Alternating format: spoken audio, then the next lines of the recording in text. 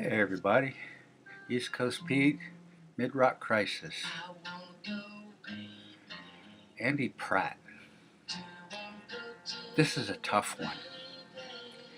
I may not have enough of him for a whole show. It's not that he hasn't recorded much. He's done 29 albums in 47 years, but I so far only like his first two. And I'm passionate about his first one, titled Records Are Like Life. That one was unbelievably excellent. So what happened to the other 27? Let's try and find out. Well, I'll go ahead and tell you about his first great one and his second good one. Records Are Like Life, put out in 1969. First track was Wet Daddy. I Wanna Go Baby. Do you wanna go too, baby? Get that, man. Don't your daddy have a wet one? Nothing better than a wet one. Nuff said. Number 2, Oliver. Jazz. It's a Lonely World. Outposts everywhere. You've been more places than a fly. Wide-eyed only. Oliver looking over the fence. Oh, watch out. I don't think the blanket covers my toes. There's something exposed. I'm guessing the singer is feeling uncomfortable because his lover has traveled the world and he hasn't. 3, Shiny Susie. Baby, it's a lady. Baby, it walks like a baby. She's lovely. Shiny, shiny, shiny Susie. Every way of loving is in her hands. And you yourself the other, you take that shiny hand. This song struck me because I wished I'd written it. I worshipped a Susie once too. Number 4, Little Boy Hound Dog. A very short cry. Number 5, Belladonna. Sorry, number 5, Bella Bella. Okay, I don't care much for this one. It's not bad. I don't hate it. It's just not as good as 1, 2, or 3. And it's not very out there or perked up or quirked up, which is why I listened to Pratt in the first place. When the melodies are working, that's secondary. This one misses in both categories. Mindy, pleasantly quirky piano piece. Hey, hey, bow wow. Who says that? I think it's easy way of saying he's interested. Number 7, Low Tide Island. Slow, sad, and beautiful. Number 8, Records plus Records. I was lying in the sink. I was dressed up in pink. And I have been for a week. In 72, my college roommate worked at Brown University's radio station, WBRU. 50,000 watts.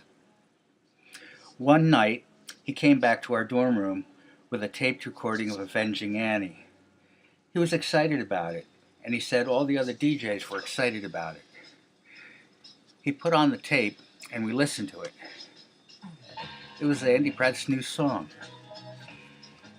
I was like, what the hell is this? My roommate liked Machine Head, Deep Purple, and he also liked Buckingham Nicks and Dark Side of the Moon. This Avenging Annie was not like any of those. Is this a homo song? I asked. No? Well, okay then. Hey, just trying to remember how I was back then. What did I know? I just was a Grand Funk Railroad listener. And so it turns out that the station had a pre-release copy of the song, and they were playing it over the airwaves in 3 states. When the album came out in 73, Annie had already climbed to number 1 in Providence. That is a big deal if you're in Rhode Island, Connecticut, or Massachusetts in the 70s. My roommate and I pored over his first less well-known album, this one, and we both loved it. The second album was good too, but maybe a little more commercial sounding. Here are the songs. Avenging Annie was a feminist statement on the cusp of women's liberation and the movement. Roger Daltrey covered it on his solo album. 2. Inside Me Wants Out, Vanilla Pre-Prince. 3. It's All Behind You, talking song until nearly normal sounding chorus. 4. Summer, Summer. I love this. Won't you let me find my love here this year? Call up that old friend. Someone's been holding back.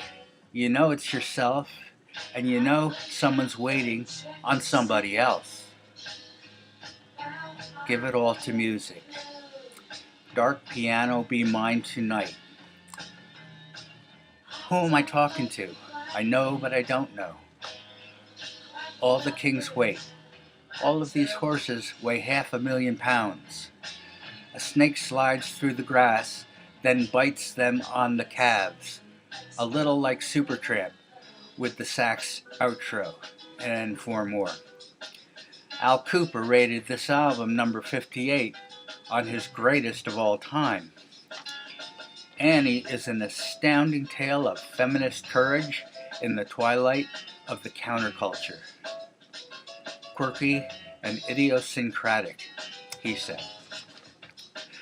So what about Andy's other 28 albums? Well, they suck. 2 reasons. 1, his label had the Bee Gees production team in the studio with orders to make Pratt's music more commercial.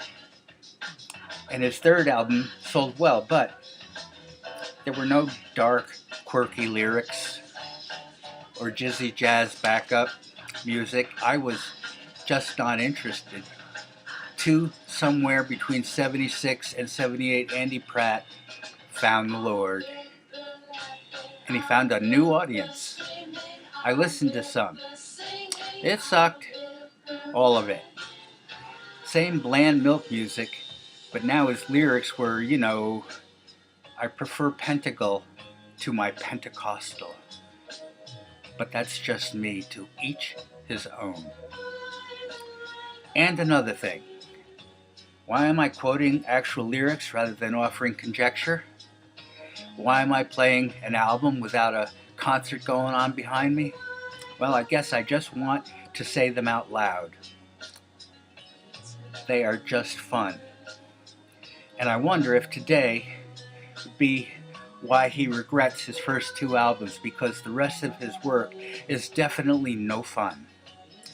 I'm not saying a spiritual reawakening is a turnoff exactly, but to use it to sell records just isn't cool. I'm thinking, make up your mind what you want yourself to be before you go out there. That's all. Thanks for joining me. See you next time.